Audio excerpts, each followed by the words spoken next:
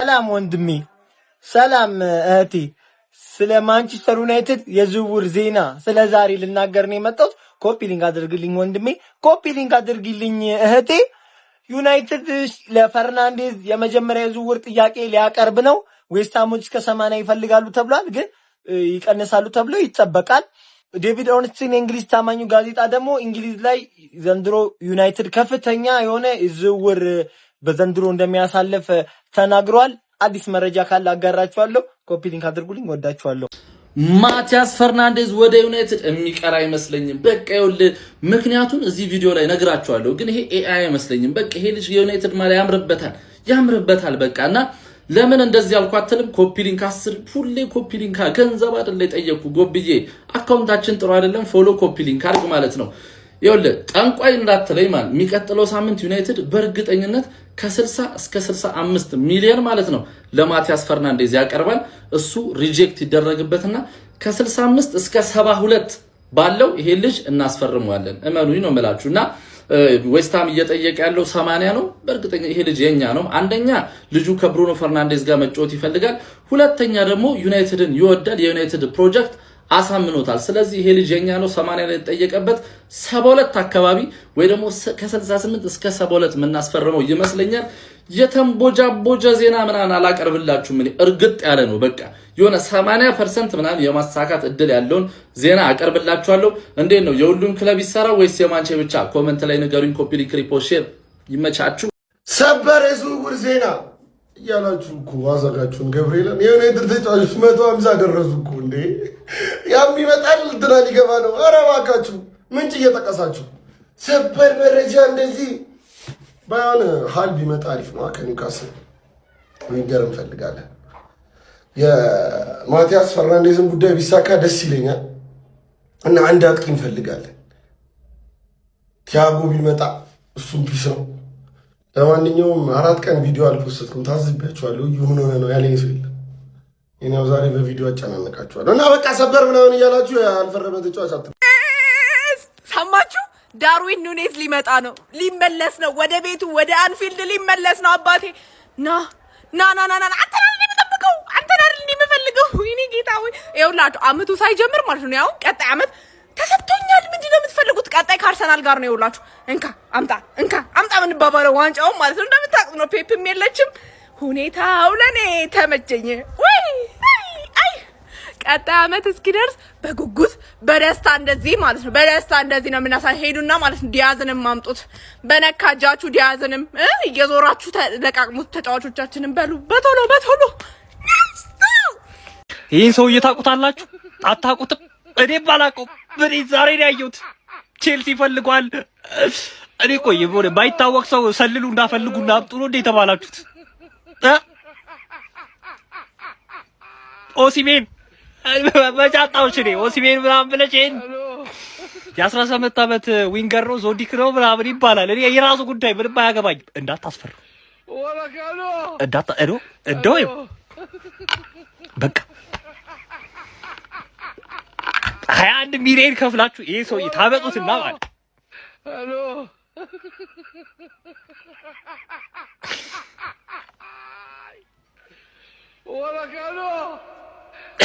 አታረጉት።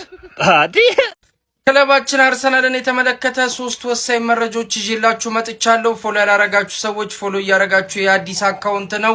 የቶናሊ ዝውውር የማይሳካለት ከሆነ ክለባችን አርሰናል ፊቱን ወደ ብሩኖ ጉሜሬሽ እንደሚያዞር አንዳንድ ምንጮች እያሳዩ ይገኛሉ።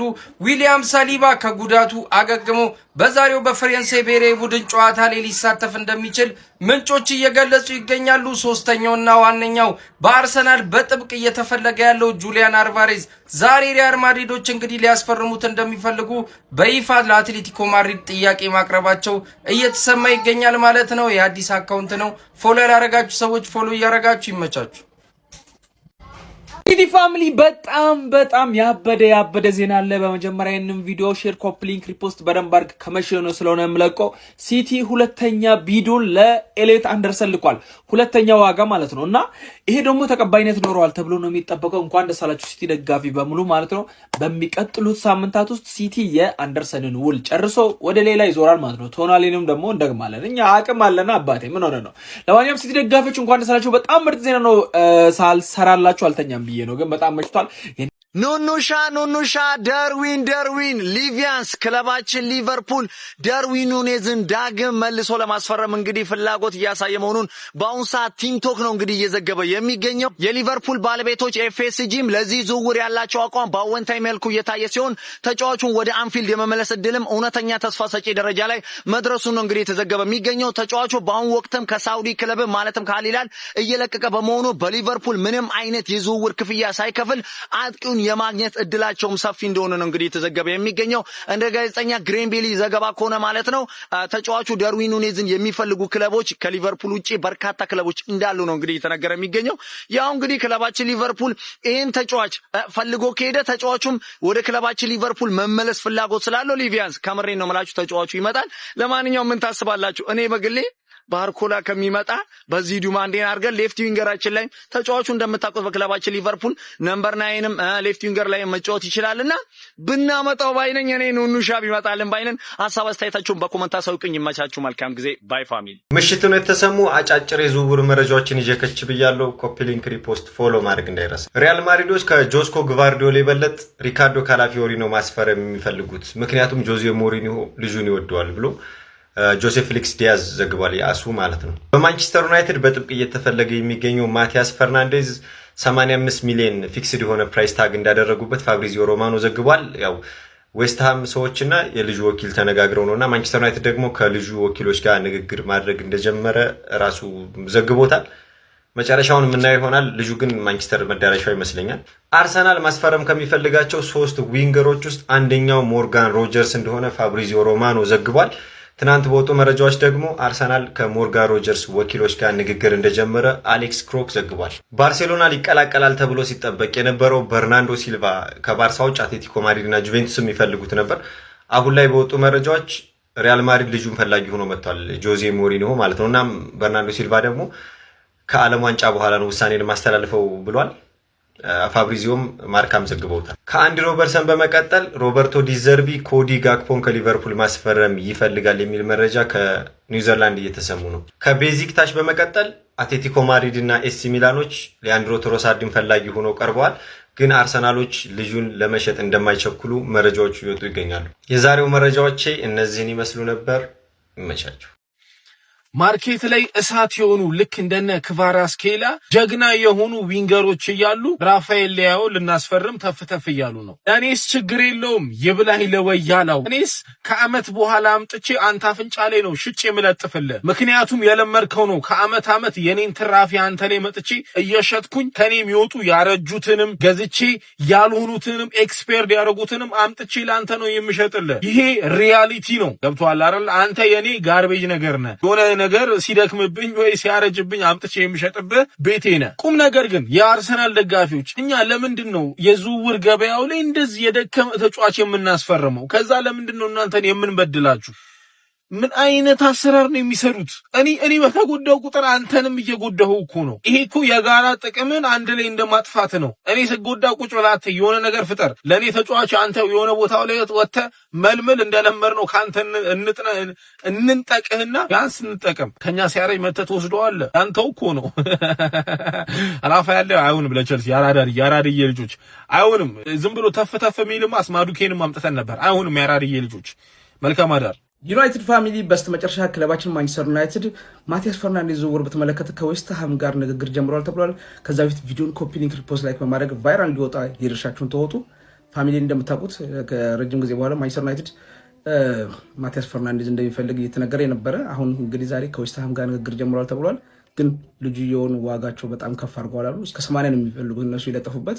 ግን ኔሶች እንደዛ አይከፍሉም። ከ55 ድረስ ሊከፍሉ ይችላል ተብሎ የሚጠብቀው ደግሞም ልጅየው ወደ ዩናይትድ ብዙ ክለቦች ይፈልጉታል። በርግጥ ግን ልጅየው ለዩናይትድ መጫወት ነው የሚፈልገው። እንደምታውቁት ዩናይትድ አምናም 15ኛ ጨርሶ ቻምፒየንስ ሊግ ሳይኖርበት ምናምን ሳይገባ ያመጣው ነው። ኩኛም በፕሪሚየር ሊግ ውስጥ በጣም ኮከብ የሆኑ ተጫዋቾችን ያስፈረሙ ታውቃላችሁ።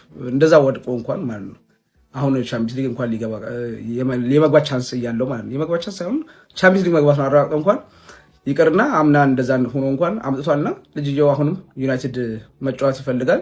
ያ ሊያቀለው ይችላል፣ ግን ትላልቅ ክለቦችም ይፈልጉታል። በእርግጥ ከማንቸስተር የበለጠ የተጋነነ ክለብ ይኖራል ብዬ አላስብም። ትልቁ ማድሪድም ይፈልጓል፣ ግን እሱ መጫወት ስለሚፈልግ ነገራቶችን ሊያቀለው ይችላል። ኢኔዮሶች ግን 80 መክፈልም አይፈልጉም፣ ማንዛዛትም አይፈልጉም። የልጅየውን ዝውውር ቶሎ መቋጨት ነው የሚፈልጉት። ምክንያቱም አሁን ዩናይትድ አንድ ጨርሷ ይደርሰናል 2 ምናምን ነው ማስፈረም የሚፈልጉት። አሁን ከኤደርሰን ውጭ 2 ምናምን ነው መጨመር የሚፈልጉት እና ለሱ 80 ምናምን ካወጡ ብሩ አይበቃቸውም፣ በሌላ ቦታ ማዛወር አይችሉም። እና ያ እነ ቶላኒ ምናምን ስም እነ ባሌባ ምናምን አሉ እና የተጠሩ ያሉት እንደዚህ በአንዴ ለአንድ ተጫዋች ሁሉን ነገር አውጥቶ መጨረስ አይፈልጉም። ዝውውሩ ብዙ ቦታዎችን መሸፈን ይፈልጋሉና እስከ 80 ያወጣሉ ተብሎ አይጠበቅም።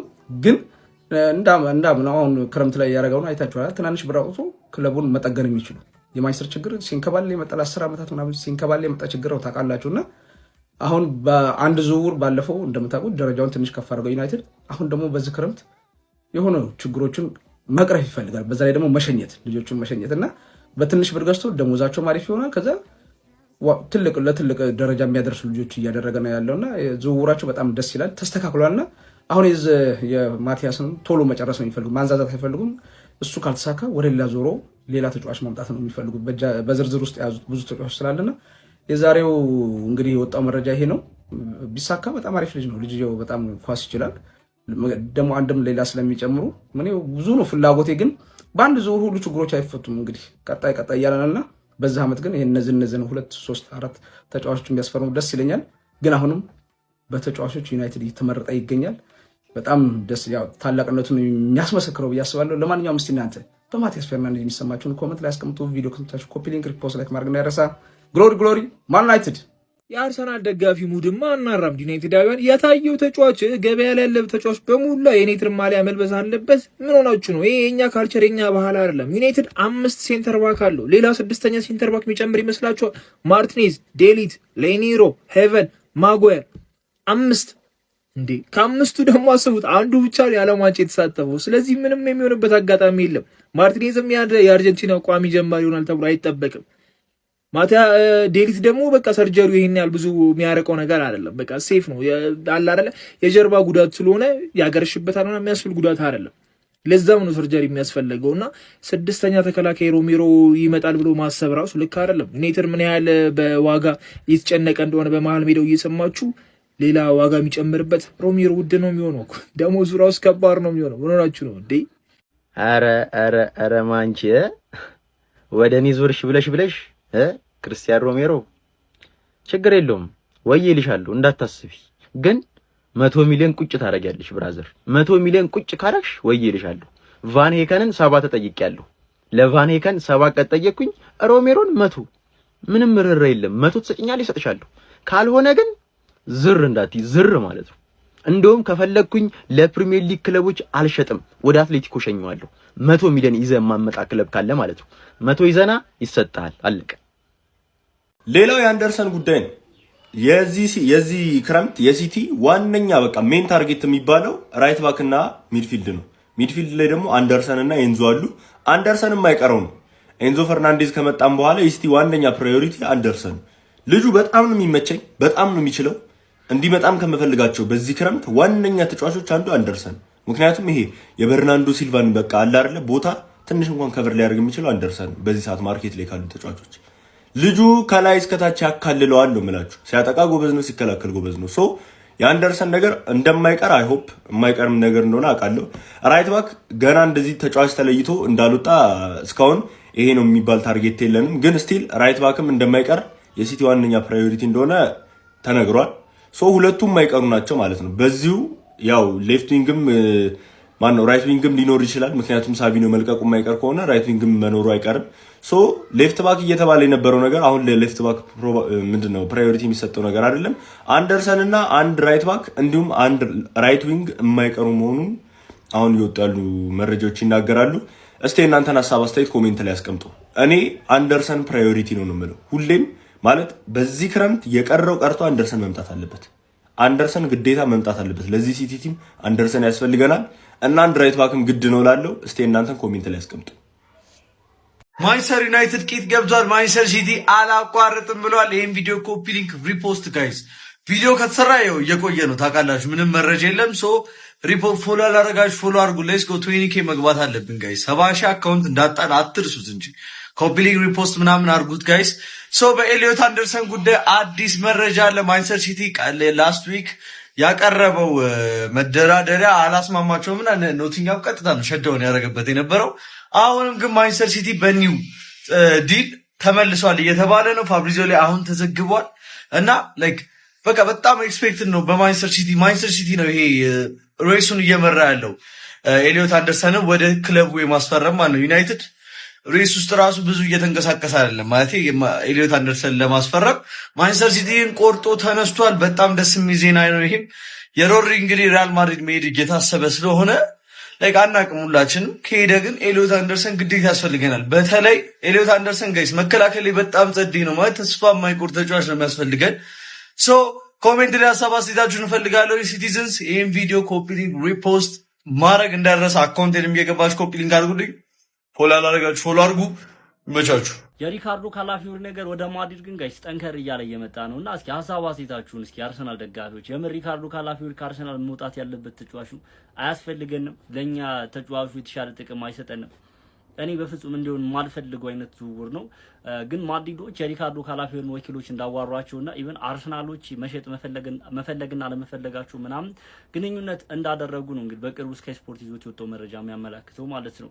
እና ደግሞ ጆዜ በተጨማሪም ጆዜ ሞሪኖ የዚህ ተጫዋች አድናቂ ናቸው። የጆሹዋ ግቫርዲዮል ምናምን ይፈልጉታል። ነገር ግን የሱ ዝውውር የሚሳካ መስሎ ስላልታያቸው ሪካርዶ ካላፊዮሪ ላይ ሞራውን ፎከስ አድርገዋል የሚል መረጃዎች እየወጡ ነው። በግሌ ዝውውር እውን እንዲሆን አልፈልግም። ምክንያቱም እንዳንድ የአርሰናል ደጋፊ ሪካርዶ ካላፊዮሪ ጭራሽ ከኛ ቡድን እንዲወጣ አልፈልግም።